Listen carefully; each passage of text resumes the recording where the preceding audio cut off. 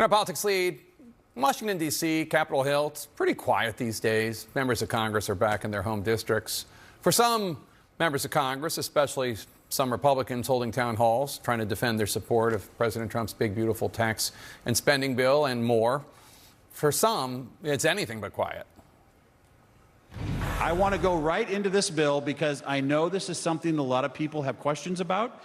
And quite frankly, from where I sit, there's been a lot of misinformation out there about the bill. Okay. These are the other important parts of the One Big Beautiful Bill. Next slide, please. They're yelling tax the rich there. Not sure if you could hear, although I know Republican Congressman Mike Flood of Nebraska could hear. Thanks for joining us. Appreciate it. Were you expecting that kind of reaction? Is that normal for your district?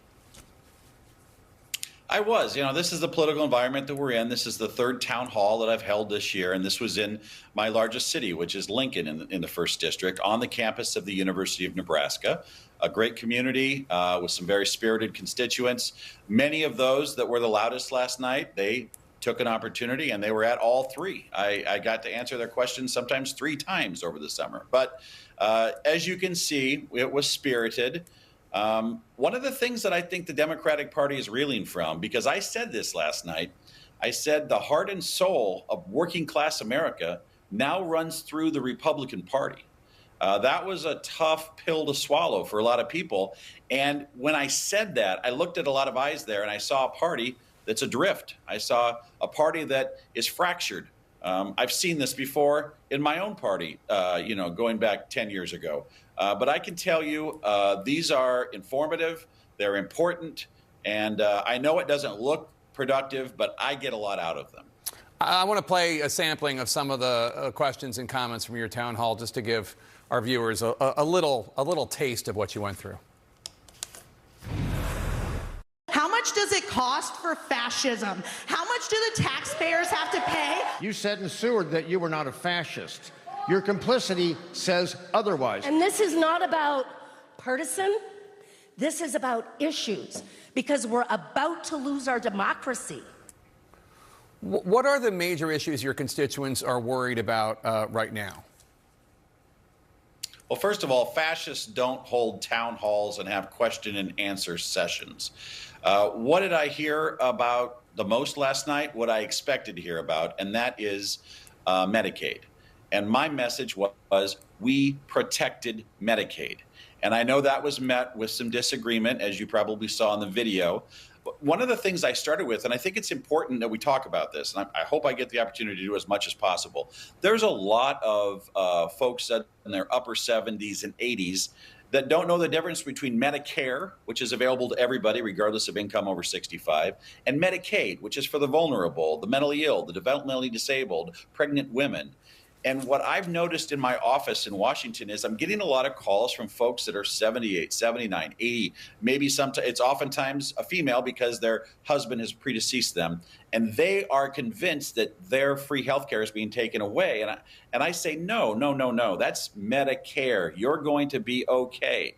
Medicaid, there are some reasonable restrictions that are going to be phased in over time. I wanted to take the opportunity to explain that to my constituents last night. I think it was helpful. I think it's important we do this regardless of your party, because a lot of folks in a more senior of age, they're getting really worked up by all of the rhetoric that's out there about the changes to the Medicaid program, thinking it's going to affect their health care over the age of 65. And that's just simply not the case. There are voices in your party, like Senator Josh Hawley of Missouri, who say that not only are these changes to Medicaid going to result in people eligible for Medicaid, American citizens, losing Medicaid, but that it's also going to cost your party in the midterms. And I know your congressional district is not particularly swingy, but it is something that could cause your party to lose control of the House, especially with such narrow divisions. See, I see it much differently. And I posed this question last night. Do you agree with a 28-year-old able-bodied person that can work but chooses not to work getting free health care? And the answer I got from the loudest in the room was yes. That is not where 70+% of Americans are. Expecting able-bodied people to work is common sense. Making sure that this free healthcare isn't given to people that are in the country illegally is common sense. Those were the two big changes. And by the way, in my state, the state-directed payment system is just kicking in. So there's an additional $700 million coming into Nebraska hospitals next fiscal year because of the state-directed payment system. That's a lot of money in a state with 2 million people. So let me ask you about, I'm not using the term fascism and I'm not using the term authoritarianism, but your constituents were some of them. And an example of the kind of thing that might concern these people would be President Trump getting a Bureau of Labor Statistics jobs report that is not as robust as he wishes, and firing that woman, who was Senate confirmed, even though what he said about her, that she gave a great jobs report before the 2024 election, and then a few weeks after revised all the numbers downward. That's not true. That didn't happen. The jobs report right before the election was bad. It was like only 12,000 jobs created. And then after the election, it was revised upward. I mean, it's the exact opposite of what he said. And yet, this isn't just like a misunderstanding. This actually caused him to fire this woman, and now people are concerned about the integrity of the Bureau of Labor Statistics. I don't know if any of your constituents asked about that last night, but is that not something that concerns you at all? Yeah, they did ask me that exact question, and here's what I said. I said, I've been an employer for more than 25 years. There's always two sides to every story when it comes to this, but I did concede in the event that there was nothing wrong with her report and that it was absolutely factual, then, in my opinion, she shouldn't have been fired. I believe that.